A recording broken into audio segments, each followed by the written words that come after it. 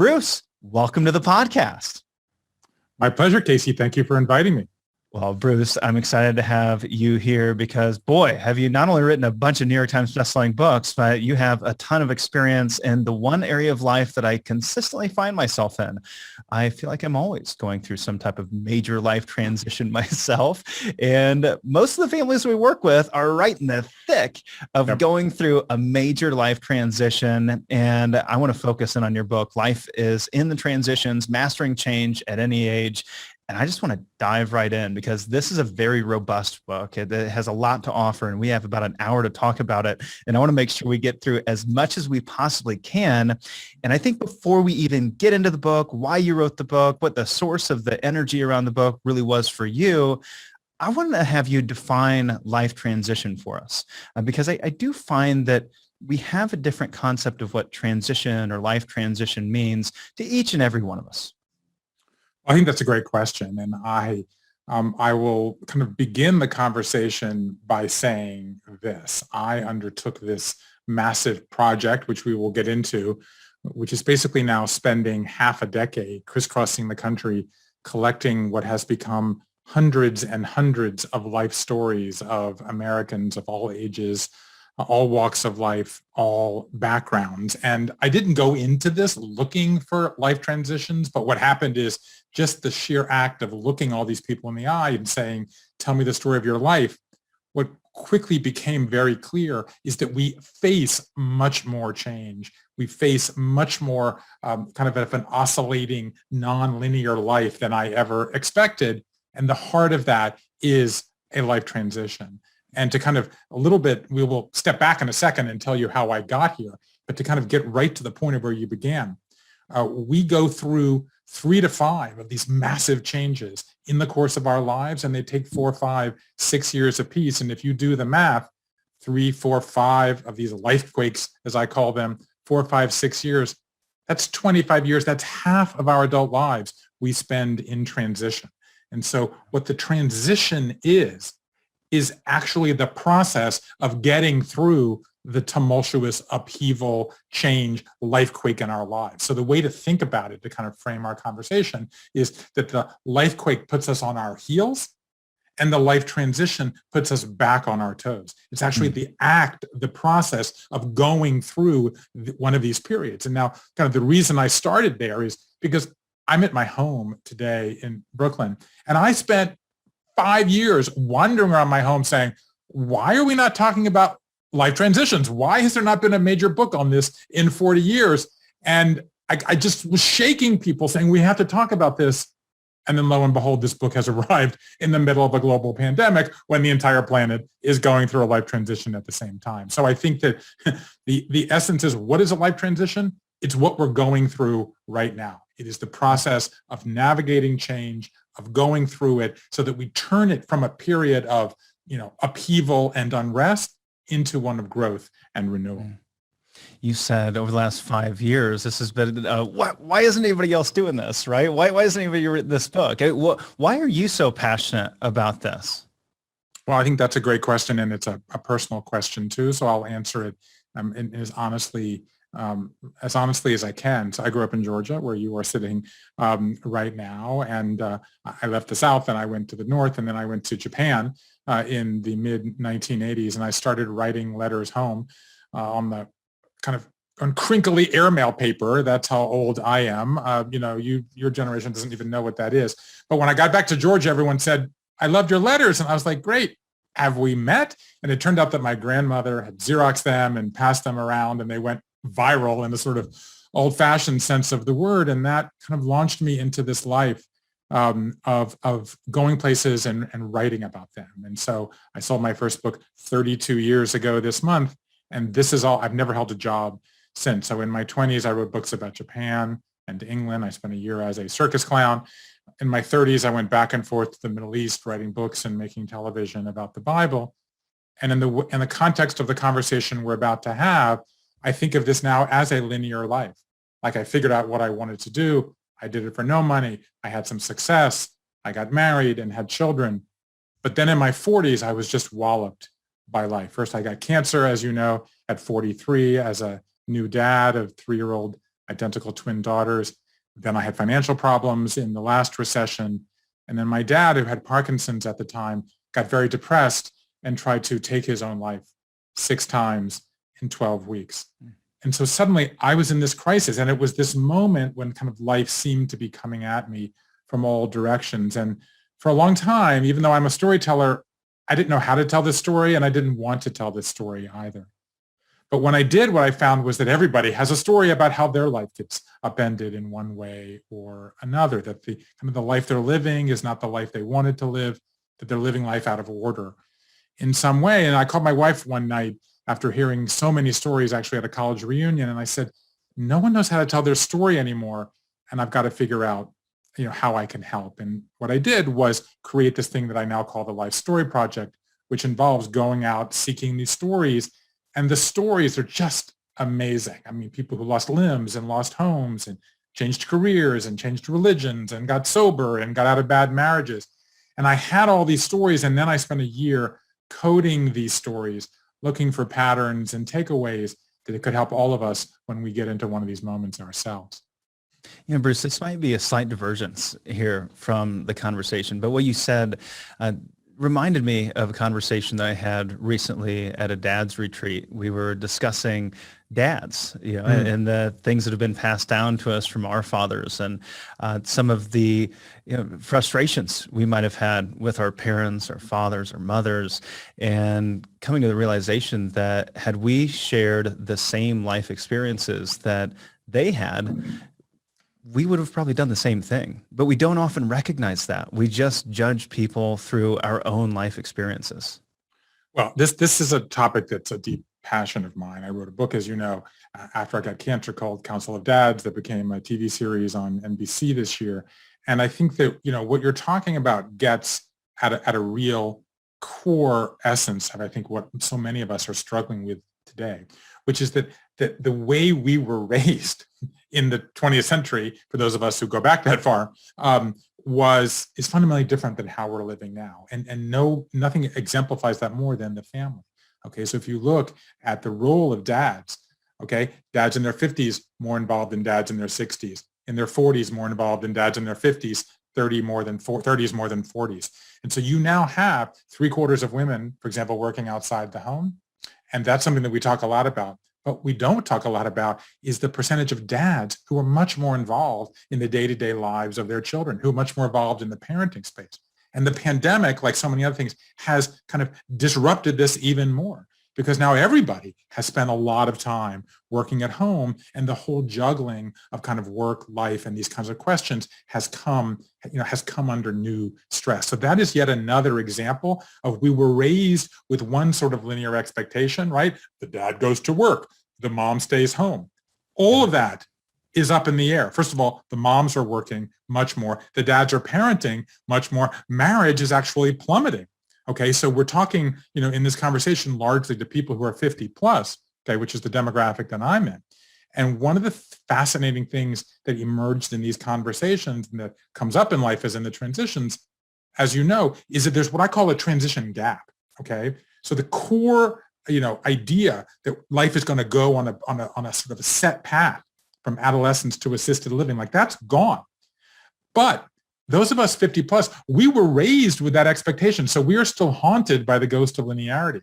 So a lot of people 50 plus are looking at their children who are maybe teens or in their 20s or even early 30s at this point and saying, well, wait a minute, you're having a baby before you get married? Or like, you're quitting your job and you don't know the next job? Or you're moving to a new town and you don't even know what you're going to do when you get there? The people 40 minus are much more comfortable with the non-linearity that's the new reality than their parents often are. And this is what you mean by life out of order. Yes. Well, let me then actually take a half a step back and kind of, because we're kind of getting into this in a way that's thrilling, but I just want to make sure that we've set the stage properly. So I did all these interviews and I did all this analysis. What did I learn? 3 big things. Number 1, the linear life is dead. So what do I mean by the linear life? What I mean by the linear life is the expectation that you're going to have one job, one relationship, one spirituality, one source of happiness from when you're a teenager to when you're in your 80s. Like, that is dead. But it's hard to remember that that was a real thing, okay? Anybody 50 plus will know about the idea of a midlife crisis, right? This came from a book in the 70s by Gail Sheehy called Passages, which said everyone does the same thing in their 20s, same thing in their 30s, and then has a midlife crisis between 39 and 44 and a half. Like, that is truth to a lot of people, and it's total bunk. It's just simply not true. The data in no way supports it. Just look at the pandemic. If you were between 39 and 44 and a half in the last year and a half, you've been having a midlife crisis. But if you're 15, you're having a crisis. And if you're 65, you have a crisis too. So number one is that the linear life is dead. Number two, the non-linear life involves many, many more life transitions. Okay, so my data show that we go through one disruptor every 12 to 18 months. That's 3 dozen in the course of our lives. This could be a small, like twisting your ankle or a fender bender, or enormous, like losing your job or having a natural disaster. Most of these we get through relatively easily, but 1 in 10, 3 to 5 in your lifetime, as we discussed earlier, becomes this lifequake, this massive burst of change. Okay, and that leads to the third big idea. So it's the linear life is dead. The nonlinear life involves many more life transitions. And the third idea is that life transitions are a skill that we can and must master. So if we're going to spend half our lives in transitions, this is like a lifetime sport that nobody is teaching us how to play. And so kind of my passion has become, for anybody who's in one of these periods, let's talk about what it's like to go through them. Let's give you some tools to manage it more effectively and a language to use so you and everyone around you can understand what you're going through. Well, I want to dig into this a little bit more because I did have this written down in my notes. You had said half our lives we spend in an unsettled state. And you said it sounds like we're just constantly going through some type of major life change. We go through so many throughout our lives. Why is it such a struggle? Shouldn't we be used to this by now? Well, because yes, but that's not what we're told. We're still haunted by the ghost of linearity. We still have this language and this idea, right? If you look at all the buzzwords, okay, not all the buzzwords, many of the buzzwords in the last few years, you have to have grit, right? You have to have resilience. Let's just talk about this word resilience because everybody, listening to us or watching us has heard it a gazillion times. Resilience is actually a term that comes from physics. It's a spring. The resilience is that you pull on the spring, and how much resilience it has is how quickly or how robustly or buoyantly it bounces back. That suggests that when you're under tension, you're going to bounce back. That's not what happens. Some people might bounce back, but far more people are going to bounce sideways or forwards or in a different direction entirely. So what we have kind of normalized, and I would almost even say fetishized, is this idea that stability is the norm and change is the abnorm. That's the problem. So what we need to do is to reset our expectations so that the norm is change and the settled period is just a period in between, as like back to parenting, because we have this shared interest. As a friend of mine at one point had 4 kids under 6 said to me, and I wrote 3 books about parenting, and it's still my favorite line. It's not even my own. With children, everything is a phase, even the good parts. Like, that's what we have to remember in our lives, that everything is a period of time, but change is the norm. And that if the more that we accept this and embrace it, the more when we get into these periods of change, we don't squander them just trying to get through them to the other side. As we think about this, I want to ask, I think, and frame this in the way of what are some of major life transitions we go to? Are there a typical 4 or 5? How do you view the life cycle and life transitions? Let me hear the answer to that. And then I want to take that somewhere else. Okay. So I'm putting on my glasses so I can actually open up my book, which just happens to be sitting here in front of me, and I set out to answer this question. Okay. And so what I did was I categorized every possible change, okay, that we could go through. I mean, I'll just glance at my list like, oh, look, just came up by retirement, okay, domestic violence, adult education, homelessness, weight issues, change in a living situation, right? Having a new pet, becoming an empty nester, okay? So I had all of these things. The number was 52. I do not make this up, okay? So I'm like 52, like that's the universe speaking to me. So I created this thing that I call the deck of disruptors. I'm holding it up for those watching the visual here, even though the podcast doesn't have it. And so I divided them into 5 categories. The number 1 category was love. Okay, that's relationships. So that includes divorce of parents, okay, the illness of a child, caring for an aging parent, getting married, etc.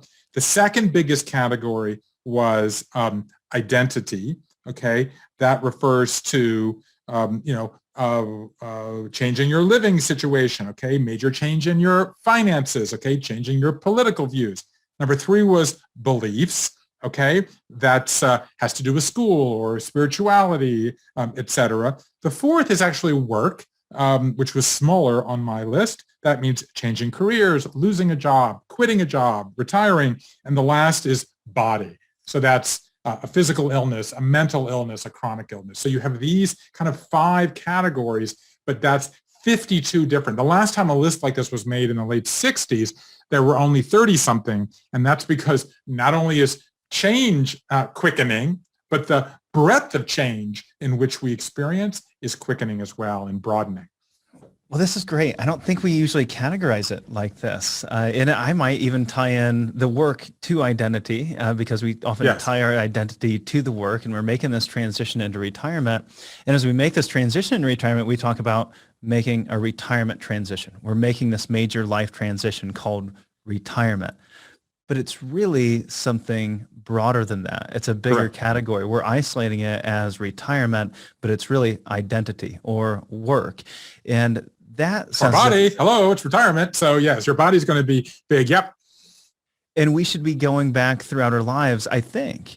And maybe this is part of what your exercises help us with, but going back throughout our lives and saying, have I ever had a major identity shift in my life, and making that type of parallel rather than pretending this is a whole new transition we've never been through before? Well, first of all, this is so good. Okay, this is like real, and I'm so glad we have the time actually to dig into this, because I think you're really, really onto something. And the main thing you're onto is what I've been saying and what we're talking about here, which is the power of language and the power of how we frame these conversations really affects us in a deep and kind of almost invisible way. So let me then just begin by saying this. I was wrong about a central part of this process, which is that when I went into this, I thought that the toolkit for navigating a health transition, let's just say cancer or losing your legs, or getting diagnosed with Parkinson's or high blood pressure, that a health transition toolkit would be different from a financial one, right? Losing a job, retiring, okay, would be different from a spiritual transition or a divorce, a relationship one. I was just flat wrong. Mm-hmm. It turns out that the phases are similar, the tools are identical, and that I hope gives everybody confidence, because even if you feel like you're facing a transition now that you've never faced before, you've just lost a loved one. You want to, you're becoming an empty nester and you want to downsize. You want to relocate somebody else. You're trying to shift from a financial situation where you had a weekly or biweekly salary to one in which you're retired and maybe you're running an Airbnb, okay, and maybe you're, selling blueberry muffins at the farmer's market. Like, the truth is, you've been through a lot of these in your lives, but we don't talk about this as a skill set. Back to my thing about we're not talking about transitions. So if you happen to be 50 plus and listening to us, you have already been through, probably 24 disruptors in your lives, and absolutely guaranteed 1, 2, 3, maybe even 4 major life transitions in your lives. You're already good at it. What I'm going to help you do, I hope, and certainly what this book is trying to do, and the fact that it's touching people, I think, gives us a clue, is give you a language, a structure, and then a toolkit that you can deploy. Well, it's so valuable here. Anytime we do anything in life, to know we've been here before. We've done this before. Public speaking, great example. You step in front of a crowd. Oh my gosh, I've never been here before. You do it 10 times. Now it's not nearly as terrifying as it once was. Are there any exercises we can use to actually make these parallels? Because I can see getting there and going, yeah, no, I've never been through this before. I can see there being a lot of difficulty in actually finding those parallels and leveraging them. Well, first of all, let's just start with what you said, and let's just begin this. I mean, I am 57 right now, and I have two 16 and a half year olds, and I feel like when I knew I was going to become the parent of identical twin daughters, people said, "You're in trouble." And sometimes I think, this is the age they were talking about when they said, and just this morning, actually, in this very house, a few steps from where I'm sitting right now, I had a teenager who just felt, overwhelmed by what it means to be a teenager today, the combination of schoolwork and social life and all these kinds of things. It's challenging.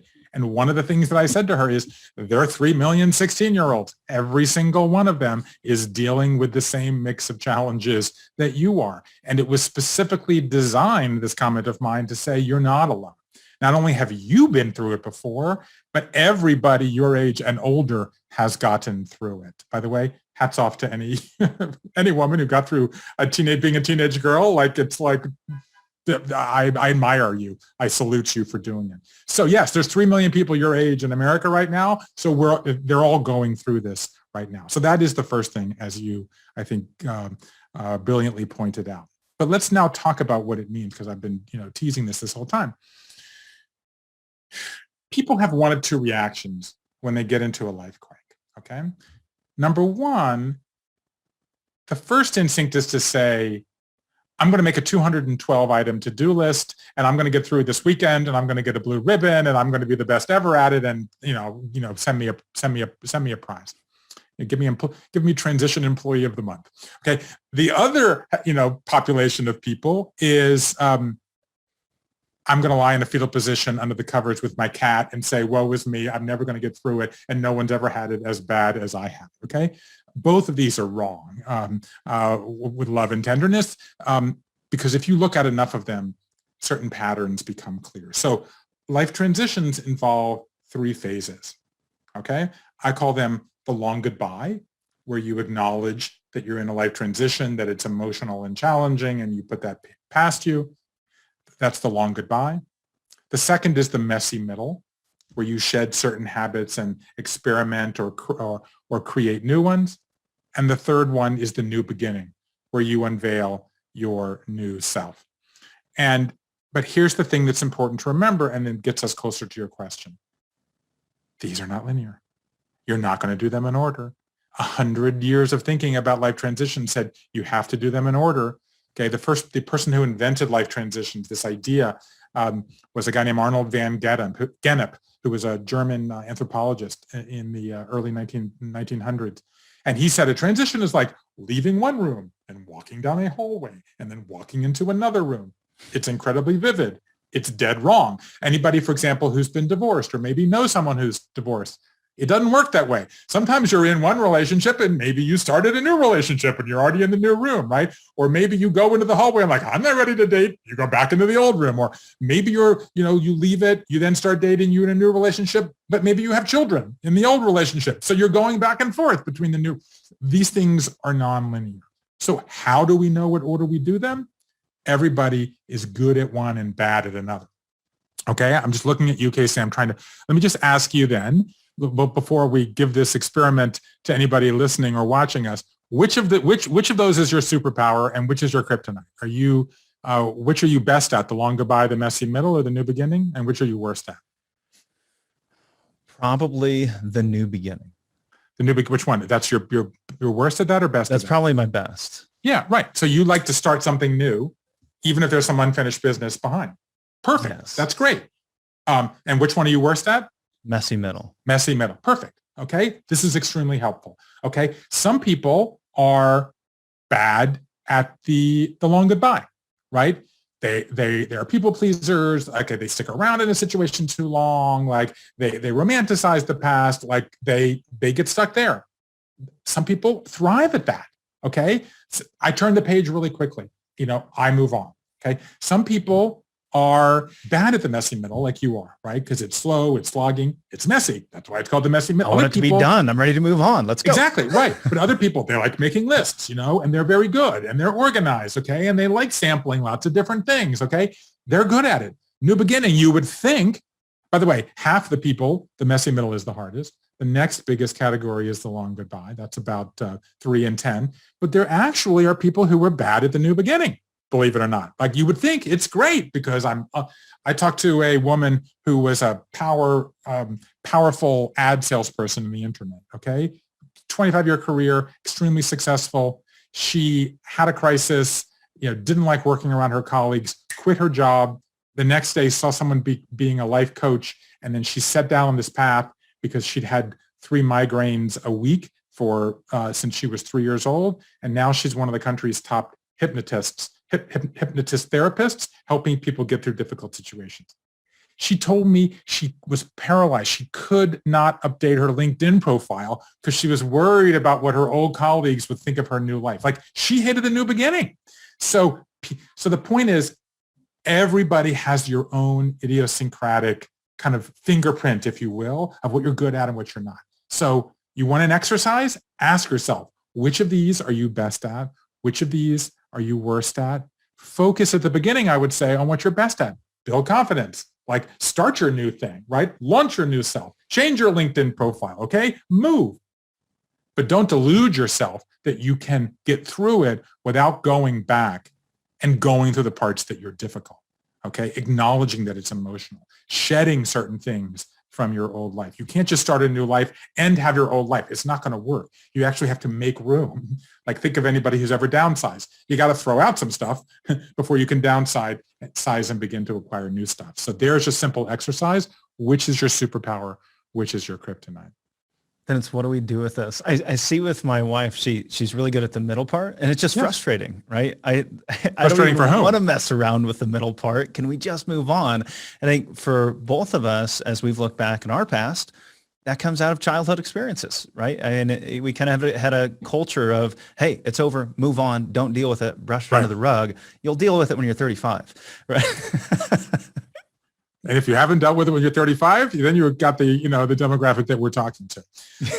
My reaction to that is, as someone who has a lot of kind of different instincts from my wife, is that, and while it's frustrating, whether it's your love language, my love language is, I like having meaningful conversations, and the 5 love languages kind of a template from Gary Chapman, and I wrote a piece about Gary Chapman in the New York Times, the first person to give him national publicity. So I'm very fond of Gary. We were just talking about our love languages this morning. Right. So, okay. So mine is quality time, right? And my wife's is, hers is words of praise. So she thinks like, I got the short end of the stick. Like all you got to do is give me a compliment. And for you, I got to sit and talk to you and think it through. Like how come mine requires 5 minutes of action and yours requires 45 minutes of action? So she thinks she got but I actually think Gary thinks in the 5 love languages, and I think in Life is in the Transitions and other things, that whether it's how you approach money, it's a perfect example, right? Because the research on money is quite interesting, okay? And since everybody listening to us probably has had, is in a moment of rethinking money, the truth is people come into relationships with slightly different kind of phenotypes of money, whether you're spenders or savers or givers away or donators or whatever it might be. And in the course of a relationship, in the course of a life together, if your relationship lasts that long, people tend to basically retreat and move in separate directions. Okay. So here what we have is a situation where, okay, you're good at the new beginning, and your partner is good at the messy middle. When you're going through life transitions, whether it's getting married, having children, dealing with the college admission death march, as I call it, as someone who's dealing with it now, or retirement, or where do you want to live, who's going to do what, it actually will be a strength that you're bringing kind of different analytical powers to the table. That's great. Yeah, and all these things are great. I mean, you have these little strategies and techniques and exercises. There's 7 steps that I want to get to here in a little bit. I want to touch on that as well. We have these plans, and it's best if we can go through these things before we actually hit the actual transition. But I'm curious, as you conducted these interviews, how many of these transitions are just surprises? And if the majority are surprises, as I assume many are, and the majority of people do not retire when they plan to retire, it's probably a surprise. If it's a surprise, how do we prepare for that ahead of time? Is there something we can do to detect the onset of a major life transition? And sometimes there probably isn't, but is there something we can do to best prepare ourselves before we get there in a case of a surprise? Well, this is a great question, and it's so relevant to where what we're going through right now. The answer is, what is the one-word answer to that? The answer is yes. I don't think there's anything you can do to prepare, but I definitely think the mindset of accepting that you have gone through transitions in the past and will go through them in the future and are going through them now, that alone is a big way to prepare, is to say, I'm in a life quake, or I'm in a pileup, to use that language of when more than one of these converges, or I'm in a life transition. That's the best way to prepare. So that's the short answer. Now let me pull back and give you the longer answer. So I had all this data, right? I've done 1,000 hours of interviews at the time. Now I've done another 500 for a book about work that I'm going to start writing tomorrow, actually. So now I've done 1,500 hours of interviews. I have 10,000 pages of transcripts, all the way up to here. And I've done this analysis on that for many years now. And the number one, I divided all of lifequakes into basically a kind of graph on two different poles. One pole was what you just said, voluntary versus involuntary. So a voluntary lifequake is, retiring, okay, getting married, okay, maybe even having children, okay. It's joyful, but it's still a lifequake. It's still a life transition. Involuntary is getting a diagnosis, having a natural disaster, okay, getting fired. The answer to your question is 57% of the biggest lifequakes that we go through are involuntary, but 43% are voluntary. Now, how do we look at that? As I said, I'm technically a baby boomer. Okay, I was born in 1964. I looked at this and I thought, wow, 43% of lifequakes are voluntary? Like, we are embracing the opportunities of the nonlinear life. Like, good for us. We're getting it. I had a bunch of millennials on my team and they looked at this and I'm like, whoa, like 57% are involuntary? Like, we cannot plan our lives? Like, now I'm really scared. So even right there, like how you look at it. Okay, so that's one, voluntary, involuntary. The other poll I looked at was personal versus collective. Okay, so a personal lifequake is, something that happens to you and your family. A collective lifequake is something that happens to everybody, like a natural disaster, often happens to a large group of people, like a recession. The other one was what I say, 57-43, that's, kind of 50-50. This was the opposite. It was like 90% are personal and 10% are collective. And the smallest category was collective involuntary. Okay, so what's a collective involuntary lifequake? A war, a recession, COVID. 9/11, okay? I looked at this and I thought, well, interesting. If I had done these conversations 100 years ago, 2 world wars, right? The Great Depression, civil rights, women's rights, like we would have had many more of these collective lifequakes. And I was like, I've wasted a metric. Like I've done a calculation that has told me nothing. Cut to COVID-19. The first collective involuntary lifequake that the entire planet has gone through at the same time in over a century. And so suddenly we had this experience that we were unprepared for in 100 different ways, but we were unprepared for the collective involuntary nature of it. But it's deceptive, Casey, because I want to say, even though we were all going through this lifequake together, in the last year and a half, it affected each of us in a different way. So how it affects you versus how it affects her versus how it affects him and me is different. So we have to understand, even when we're going through this together, it will manifest itself in a different set of changes that each of us will face, choose to go through, and then be forced to go through. So I have a sense, Bruce, that those that embrace the new beginning really enjoy a good surprise. Those that are Wow, listen not to you, fans of the Mister. messy You're like middle. a you're like a lifer now. You're like a birther. Like I'm going to defend the new beginning people. So okay, say this again. But I feel like with my wife and I like a good surprise transition. Yeah, Give it to me fast. Let's move through it. And she wants to know what's coming and be interesting. prepared for it. And Wow, I'm feeling that is because she is that messy middle embracer and I am the fascinating. new beginning embracer. Well, I don't have data on this, but I find it very, very interesting. I think that I just want to caution you. I'm delighted that all involuntary life quakes are great opportunities. As Well, somebody, let's not get too far ahead of yeah, ourselves. exactly right. As somebody who was diagnosed, who got a cancer at age 43, right, that only 100 Americans a year get, and I couldn't walk. I was 2 years on crutches. I don't mind a new transition. That was painful to go through. With that caveat, I still think that that's a valuable thing. And I guess maybe the way I would hear it and then repeat it back to you in the kind of language of active listening would be, I think, an opportunity. What you both have actually is not you're attracted to something other than the long goodbye, right? So I think that the people who don't like the long goodbye have a particular difficulty, and I think the way I can illustrate that is to talk about the pandemic, right? Because I think when it first hit, we had what I would call a crisis of the long goodbye. So what is the long goodbye? The long goodbye is denial.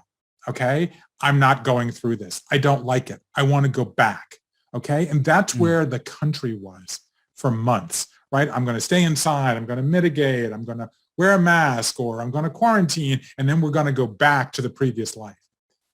It's now clear, a year and a half into this, that we're not going back, that we're going to some place different, and that still is very, very hard for people to accept. And so I think that the good news is that both new beginning embracers and messy middle embracers, whether they like it or not, when it happens, you are kind of probably moving more efficiently into how do we solve the problem, as opposed to just denying that there is a problem or an opportunity. The problem is, if I could use that, the caveat I would say is that the problem or the handicap that people who like the messy middle or new beginning have is you're often kind of shutting the door very quickly on the idea that this is an emotional experience. And it is an emotional experience, and it is challenging. And often verbalizing that, you're going to be acting on the emotions in one way or another.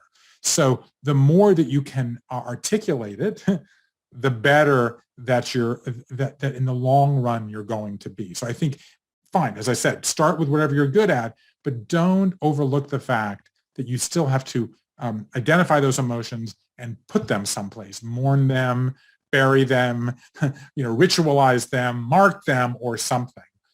It's incredibly important. I just will, again, on a personal note, I just buried my dad 2 weeks ago, after 8 years after he first had that experience where he tried to take his own life.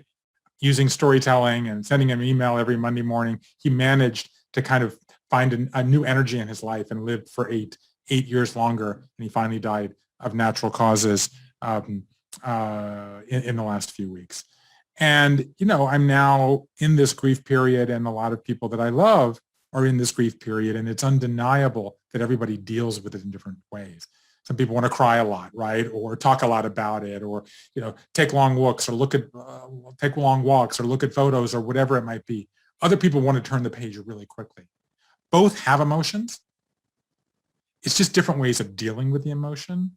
It's important not to judge, but it's important to recognize that going through a life transition does involve deep feelings and fear. And at some point, it's going to go healthier if you managed to articulate that and deal with it in some way.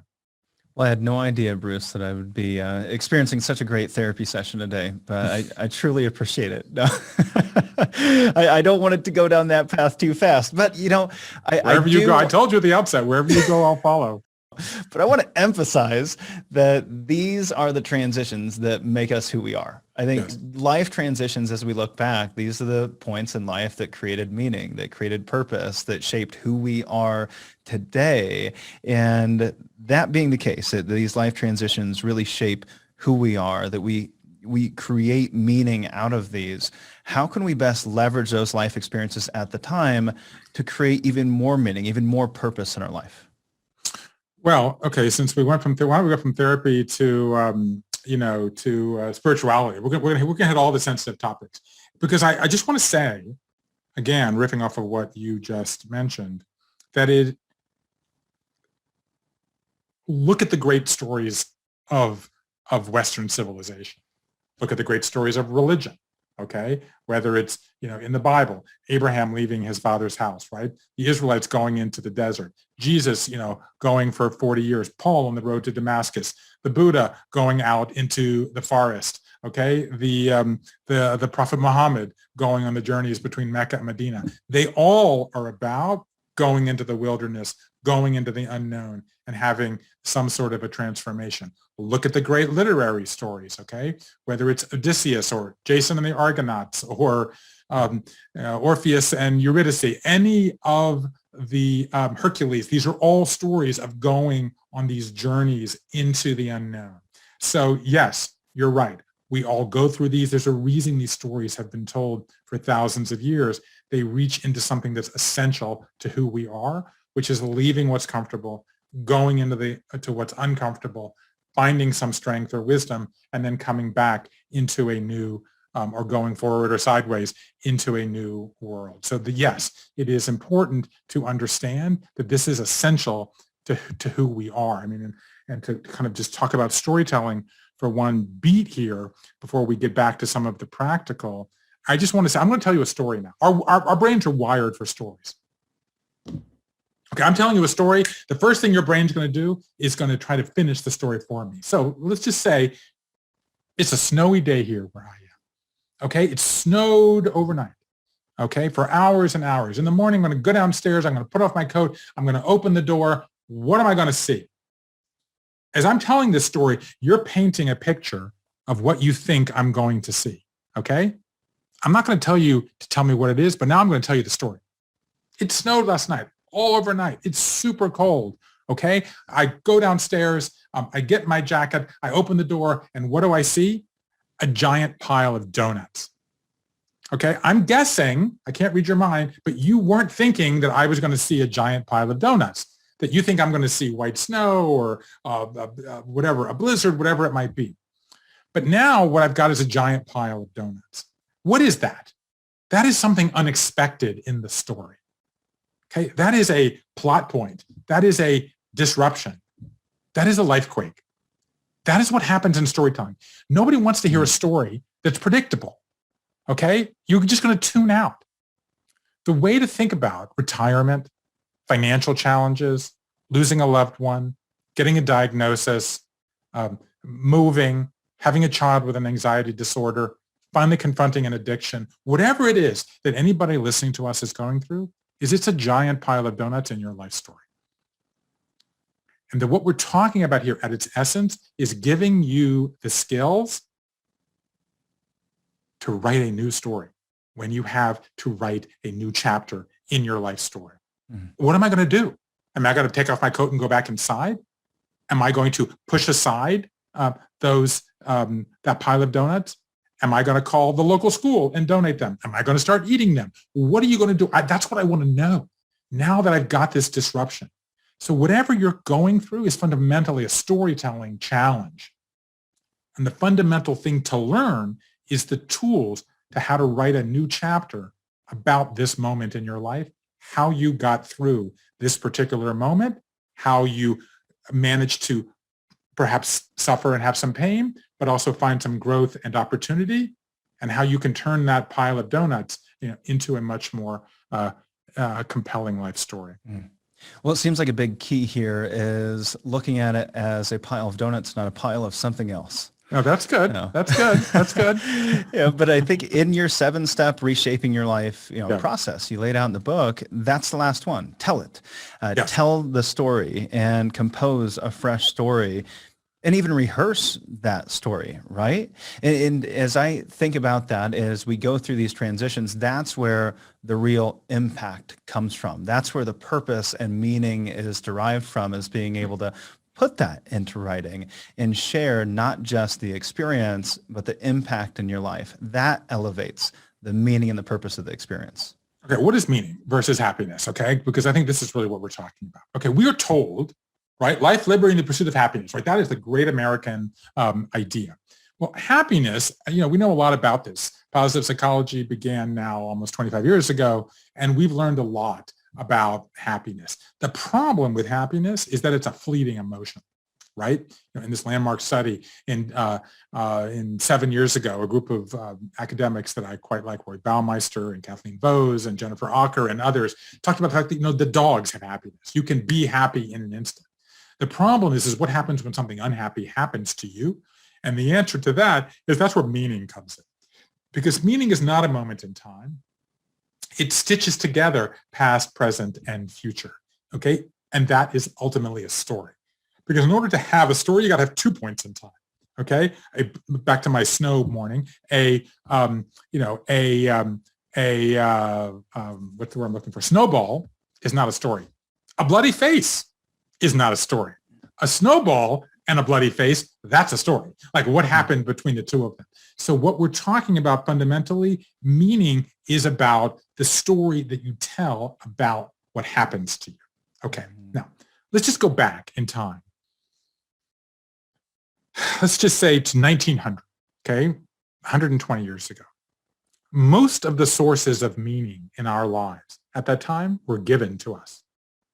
You, largely speaking, had to live where your parents wanted you to live, do what your parents wanted you to do, believe what your parents wanted you to believe, love who your parents wanted you to love, and on down the line. Today, in what is in the span of history, a blink of an eye, a little bit more than 100 years, that's basically, a lifetime and a half, we can live where we want to live, we can do what we want to do, we can believe what we want to believe, we can love who we want to love. Like, that's amazing. But it's also paralysis because it's a lot of choices. Okay, anybody who's in fact going through retirement, anybody who is in fact thinking about any of these issues, that's a lot you have to think of. How are you going to pay the bills? Where do you want to live? What do you want to do? What is your family anymore that might have been built around caring for aging relatives or raising children?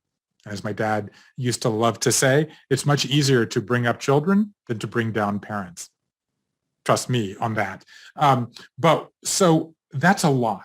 So how do we do it? We have 3 kind of building blocks of identity. I call them the ABCs of meaning. So let's look at this. The A is agency. That's what we do or make or create, things that we can control. The B is belonging, our relationships, our loved ones, okay? Our coworkers, our co-religionists, those of us in the, people in our bowling club, right? Or our spiritual community. So the A is agency, the B is belonging, and the C is cause, okay? That's a calling, that's something higher than ourselves, okay? In narrative terms, I think of this as your me story, your we story, and your the story, okay? So what happens to us in transitions is that we rebalance them, okay? So maybe, and this is exactly what everybody listening to us is going through, like maybe you've been working so hard and you want to spend more time with your family, okay? Or maybe you've been a caretaker. So maybe you've been caring for children or caring for aging relatives, okay? And now you want to give back. Or maybe you've been giving back and you're burned out and you want to do something for yourself, like say my dad did, which was in writing a memoir, one question at a time that I sent him. Okay, so that is what I call shape shifting. Okay, is that think of this as sort of Lady Liberty, and instead of 2 dishes, she has 3 dishes. Okay, and maybe we have some pebbles or coins or whatever it is, and one of the dishes is a little imbalanced. Like what we do when we go through a transition is that we rebalance them. Okay, so essentially what the way to look at this is that a lifequake is like a meaning vacuum that sucks out the normal way we've weighted our lives, and then that gives that then you have to then remake it. And that's, by the way, exactly what the pandemic was. It was this forced pause that everybody went through. And as we said at the beginning, everybody was frozen for 3 months or 6 months or a year at the outset. But now that things are kind of opening up, however tentative they may be opening up, what's happening? You're seeing the impact. Okay? In April 2021, 4 million people quit their jobs, the largest number in history. In September, it was 4.3 million. So people are saying, and I just saw an article this week that says people 50 plus who left the workplace are not coming back, and that's a problem, for the economy, because people are saying they were forced to rethink. I don't have to be doing the same thing. I don't have to be on the rat race. I don't have to be on the should train anymore. I should do this or I should do that. I can rethink everything. That's awesome. It's scary, but it's awesome because you're more likely to get to the balance of your A, B, and C than just doing what you were always doing, or what your parents wanted you to do, or your children wanted you to do, or your spouse wanted you to do. Something that I see out of this as quite often the biggest mistake being made happens within this process of rebalancing those different plates. In your 7 steps, in the spirit of doing things out of order, you talk about shed it as step number 3. You talk about launch it as step number 6, and that really involved reinvention and launch it. You talk about reinvention, you talk about shedding the past, giving up old mindsets. However, I think we have to be cautious with this. I see people shedding the wrong things or completely reinventing themselves when there was pieces they should have brought with them. How do we go about reinvention and do it the right way, not get rid of the wrong pieces of ourselves? Is there a process to make sure we're shedding the right piece and bringing those other really positive pieces forward?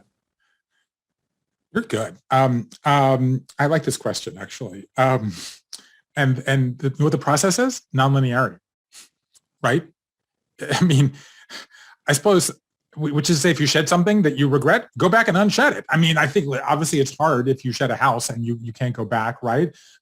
Or you shed a spouse, but obviously we all know people who've done that. But here's the thing, okay? Nothing is linear anymore. So if you change your mind, okay, the odds are that you can find something else that will change that. I mean, maybe the best example is a job. Okay, I've just, as I said earlier, I've been working on this book about work, where I talk to people about their work lives and why they do what they do. Okay, and I haven't written this book and it's not out there, and so I'm not totally ready to talk about a lot of the ideas that I'm still analyzing. But I will I'll give you kind of a sneak peek, and then we could do this again in a year and a half when that book comes out, if you're interested. But let's just talk about work, for example, okay, which is retirement. The whole concept, kind of the backbone of this conversation, implies that people have a job that they are then going to leave, and then they're either then going to have a different job or they're not going to have a job at all, okay? That is problematic because it's not actually what goes on. If you actually look at people today, they have multiple jobs. 2/3 of people have more than one source of income, my data is showing. And what they in fact have is a mix of job. I call it Work 360, where you've got a main job, a side job, okay, a hope job of something that you hope becomes something else, okay, maybe even a care job. And so the way to think about this, even if you give up or shed, to use your invoking of my term, even if you shed a main job, okay, first of all, you can go get another main job, but more likely what you're going to do is take aspects of that job and find it in this new mix of multiple jobs that you're going to have, okay? I'll give you an example. I have a beloved doctor in my life who helped me through a very difficult time in my life. I want to respect his anonymity here, who told me in a annual doctor's appointment last week that he was going to retire, okay? So he's going to give up the big name job at the distinguished hospital where he is the chairman of the department. What he then told me was, I'm going to keep doing research. Okay. I'm still going to keep some of my patients who are keepers. I'm still kind of wondering if I'm a keeper or not. Okay. I'm going to volunteer. Okay. I have someone who does surgeries at, Native American reservations. I'm going to go help him. So he's shedding the job, the status, okay, the reputation, the income, but he's going to replace it not with golf and travel but with a mix of things. That's a more accurate way to look at what it actually looks like. So if you shed something and there's certain aspects of that you like, go find something else that will give you those aspects without going back and recreating the things that led you to walk away from it to begin with. Mm. And let's just talk about money, for example. I mean, by the way, obviously a lot of people, anybody going through this is going to think about money, right? Well, there's multiple, there's enormous, I mentioned Airbnb earlier, right? You can, consult. We are now in this phase that a lot of people call workless work, right? You can go drive an Uber, right? Amazon's advertising every night that you can go work in an Amazon warehouse if that appeals to you. Don't read the book Nomadland because you're not going to want to do it after reading Nomadland. But my point is, even income can be generated in alternative ways in a fashion that's much easier than when our parents made these decisions. Mm-hmm. Oh boy, this has just been fantastic, Bruce. I've really enjoyed our time together. And as much as I would love to continue going down this deep, deep rabbit hole, I want to ask you a couple general questions as we wrap up the conversation. And one is one I just love hearing the answer to. And it's something that's probably just unique to me because I just love these strange little things that we do in our lives. And I want to ask you this. So what is your strangest daily ritual? The strangest thing you do almost every day, if not every day? What is my strangest daily ritual? That is a super interesting question. Ask me the next one, and then I'll see which answer comes to me first. What does retire with purpose mean to you?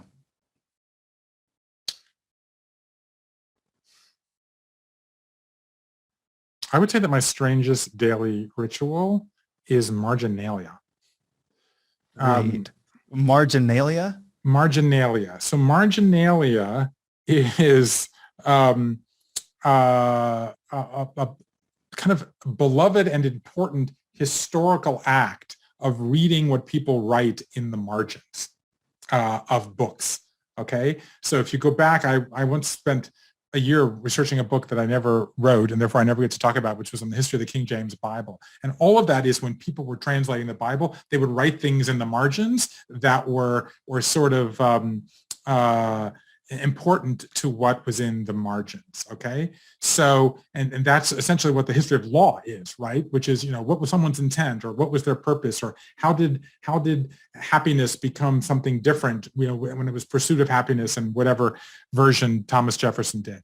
I read old-fashioned books in paper and I write in the margins. And I write in the margins, and I do this every day because I try to read every day.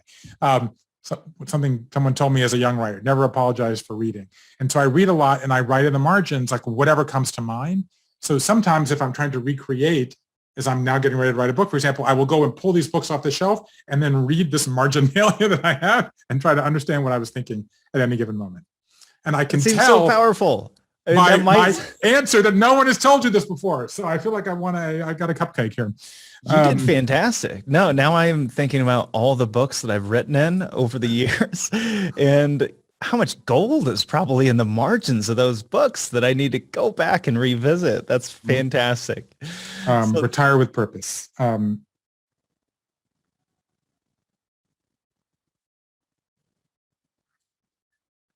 At the risk of being a bad guest on the Retire with Purpose podcast, I want to say that I don't believe in a fundamental way that retirement is a massively different life experience than parenting, than going to college, than looking for a job, than getting sick. And in fact, anybody retiring may be doing all of those at one time. So I actually would like to say that anybody can benefit from thinking about the questions that you're asking, because even if you're thinking about them while listening to this because you think you're in retirement or about to be, Actually, even 20 years from now, when you were long since retired, the same set of questions will be relevant to your lives. So I think with purpose is what's really vital here. Mm-hmm. And the essence of what the with purpose means is understanding that it is fundamentally a narrative event. Okay? The Italians have this wonderful expression, lupus in fabula. The fabula is your life when everything is great. It means fairy tale. It's when everything is going perfectly. The lupus is the wolf. And it's when something unexpected shows up. So lupus and fabula means the wolf in the fairy tale. And just when life is going perfect, along comes a wolf.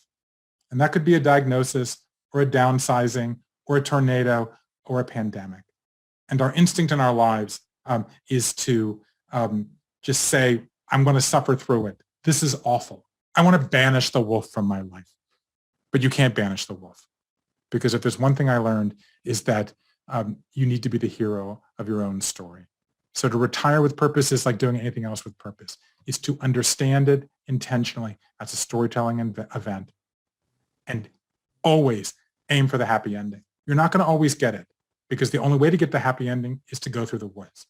And the only way to go through the woods is to get over, around, or through some wolves along the way.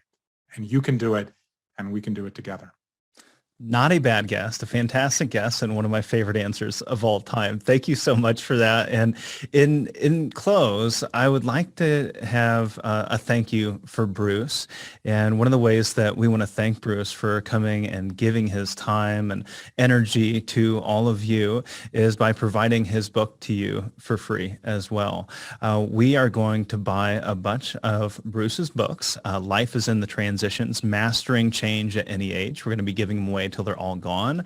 All you have to do, if you'd like to get your free copy of Bruce's book, is to write an honest rating and review for the podcast over on iTunes, and then shoot us an email with your iTunes username at info@howardbailey.com. We will send you the book at no cost. Bruce, thank you so much for this time. Thank you. And I look forward to discussing your next book together. Thank you very much. And in the meantime, I'm on all the social medias at Bruce Feiler, and I actually now started a newsletter on this on Bulletin. So if you go over to my Facebook page, Bruce Feiler Author, you can follow me. And you guys are doing great work. This was a fantastic conversation. Thank you for inviting me. And if you'd like to revisit that, you don't have to jot them down or rewind right now. Just visit our page, retirewithpurpose.com. Go to the podcast tab, and all of those links will be found in the show notes. Thank you, Bruce. Until next time. See you down the road.